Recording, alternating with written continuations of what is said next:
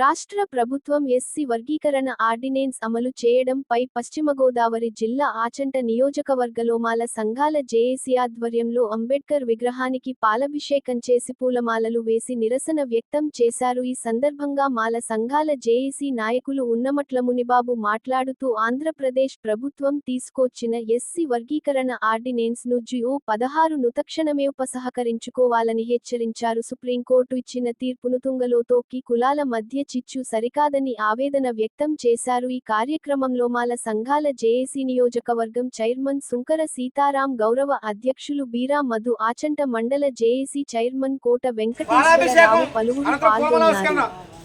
ముఖ్య ఉద్దేశం ఈ నియోజకవర్గంలోనే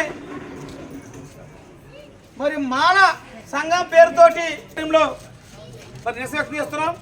ప్రముఖంగా మీరందరూ పెద్దలు మీ అడుగుజాడలోనే మీరందరూ చెప్తేనే ఇవాళ ఉద్యమాలు పాల్గొన్నాం. ఇలా మధుగారు కానీ ఇంకా ప్రత్యేక విధంగా కేవలం మాదిగలకు న్యాయం చేసే విధంగా ఈ యొక్క కేంద్ర రాష్ట్ర ప్రభుత్వాలు అటు పిఎం గారు సీఎం గారు పనిచేస్తున్నారు. దాన్ని తీవ్రంగా ఖండిస్తూ మరోసారి హెచ్చరిస్తున్నాం. గతంలో కూడా మాల పంతం సందర్భంతో ఒక నినాదంతో మేము ఓడించడం జరిగింది. మరోసారి ఈ ఆంధ్ర రాష్ట్రంలో ఎవరైతే ఎంతమంది ఉన్నారో మాల ప్రతి ఒక్క మాకు ఈ యొక్క శ్రీకాకుళం నుంచి అటు కడప వరకు ఉన్న మాలందరూ కూడా మరోసారి చైతన్యవంతులై ఈ రాష్ట్ర ప్రభుత్వానికి గుణపాఠం తగిన గుణపాఠం ఎంత సిద్ధంగా ఉన్న తెలియజేసుకుంటూ మరీ ముఖ్యంగా ఈ నియోజకవర్గంలో 36,00,000 మంది మాలు ఉన్నప్పటికీ మాకెవరు ఏ మాల కూడా కొట్టదని చెప్పేసి స్థానిక శాసనసభ్యులు చెప్పడం చాలా బాధాకరం. ఒక్కసారి గ్రహించి కోరుతున్నాం. ఎందుకంటే ఈ ఉభయ గోదావరి జిల్లాలోనే ఆత్మ పరిశీలన చేసుకుని ప్రవర్తించండి. మీరు ఎలా రేపొద్దున మాల పెళ్లిలోకి వెళ్ళి ఓట్లు అడుగుతారు?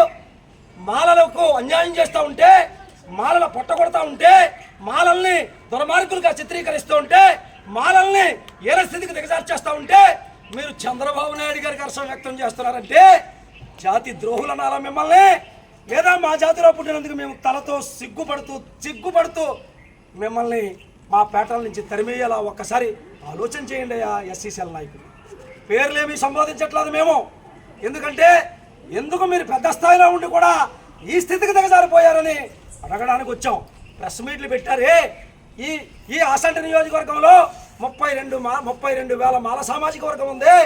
కేవలము 11,000 ఉన్నటువంటి మాదిగ సామాజిక వర్గం ఓట్లు మీరు ఏమన్నా భవిష్యత్తులో ఎమ్మెల్యేగా నిలబడాలనే ఆశ ఉందేమో? ఉంటే ఇలా వర్గీకరణకు సపోర్ట్ చేస్తే మాలలు ఎందుకు మీకు ఓటేస్తారో ఒక్కసారి ఆలోచన చేయండి అయ్యా. మేము ఒక గుంపుగా వస్తే మేము మాలల మందరము 30,000 మంది ఒక పార్టీకి వేసుకోగలిగితే మీరు ఎక్కడ గెలుస్తారో ఒక్కసారి ఆలోచన చేయమని. ఇక్కడ ఉన్నటువంటి మాల సామాజిక వర్గంలో కూడా 30% మీ టీడీపీకి ఓటేశారయ్యా. మీ కుట్రలు తెలియక, మీ మోసాలు తెలియక.